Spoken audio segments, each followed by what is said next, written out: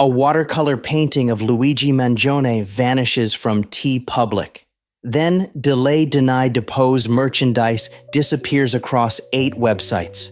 Then, a demand to remove a family photo that had been public since 2023.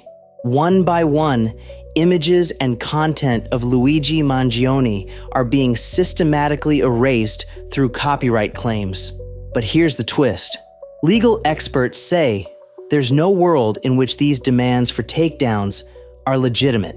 As tech expert Cory Doctorow puts it, what is the circumstance under which UnitedHealthcare might come to own the copyright of a watercolor painting of the guy who assassinated their CEO?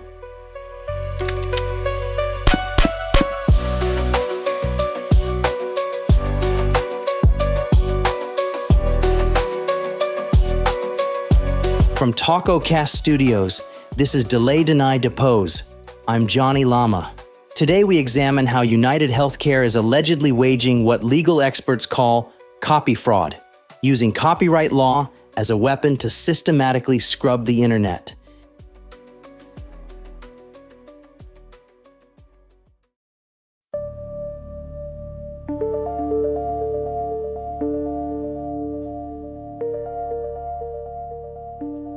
Two weeks ago, Brooklyn artist Rachel Kenaston received an email from TeePublic. An intellectual property claim has been filed by United Health Group Incorporated against this design. By the time the email had arrived, her watercolor painting of Luigi Mangione, based on publicly released surveillance footage, had been removed from the platform.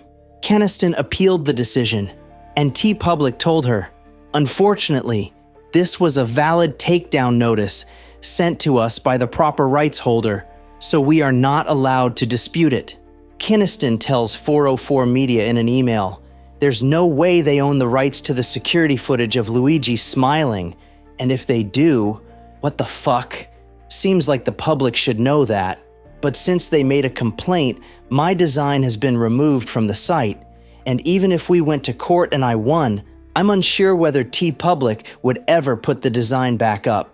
So basically, if United Health's goal is to eliminate Luigi merch from print-on-demand sites, this is an effective strategy that's clearly working for them. The Lumen database, a repository of the Digital Millennium Copyright Act takedown requests, reveals several other instances of claims targeting Luigi Mangione-related content, including the words delay, deny, depose, and delay, deny, defend. Legal experts are unanimous. There is no world in which UnitedHealthcare owns the copyright to a watercolor painting of surveillance footage. Under U.S. law, parody merchandise and artistic interpretations are protected speech. Even more concerning, filing false DMCA claims is itself illegal, requiring a good faith belief that you own the rights to the content in question. Platforms like TeePublic claim they have no say in which designs stay or go. This is false. As legal experts note, platforms can assess the validity of any DMCA claim. Instead, they choose the path of least resistance. The strategy is effective precisely because it's expensive to fight back. As artist Rachel Kenaston explains, it's not unusual for large companies to troll print-on-demand sites and shut down designs in an effort to scare and intimidate artists. But this isn't just about t-shirts and artwork. Legal experts warn this creates a dangerous precedent for using copyright law as a weapon of censorship. Through the DMCA takedown procedure, corporations effectively become prosecuting judges, able to remove content instantly with little oversight or accountability. Perhaps most troubling was the targeting of news coverage itself. Independent journalist Marisa Cabas received a demand from lawyer Desiree Moore to remove a family photo of the Mangione family from Blue Sky, an image that was already publicly available on Maryland Assembly member Nino Mangione's campaign website. Moore, claiming to represent an anonymous Doe family, insisted the photograph's use was not authorized by the copyright owner. In follow-up communications, she argued that the owner of the photograph has not authorized anyone to publish, disseminate, or otherwise use the photograph for any purpose, despite the image's previous public display.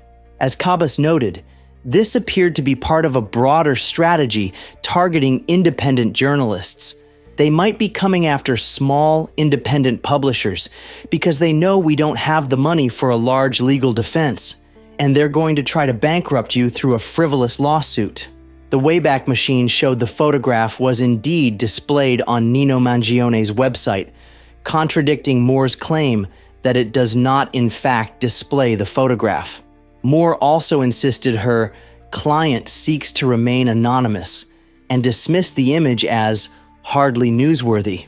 As one digital rights advocate notes, these actions raise serious questions about who controls public discourse during major news events.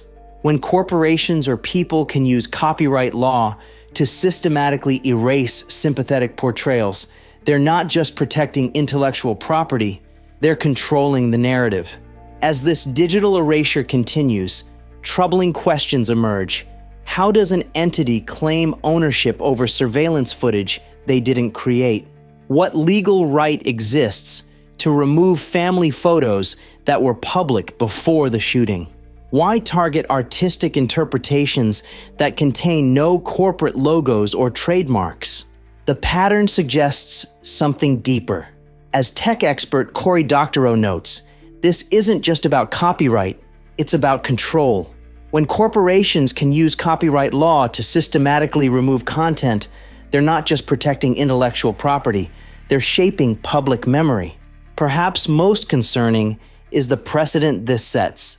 If filing false DMCA claims carries no consequences, what prevents other corporations from using copyright law to censor public discourse? As one digital rights advocate warns, this creates a system where those with resources can effectively erase any narrative they don't control.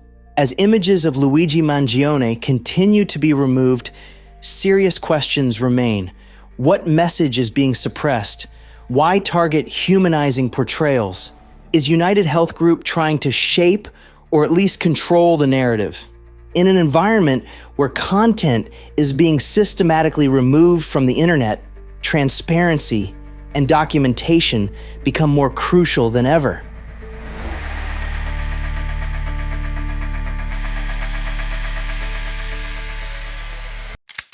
As I continue to investigate these developments, I encourage you to verify everything you hear, every source, every quote, and every fact. Knowledge isn't just power, it's responsibility.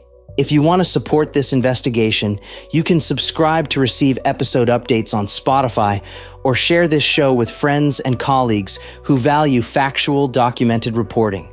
Until next time, I'm Jonny Llama.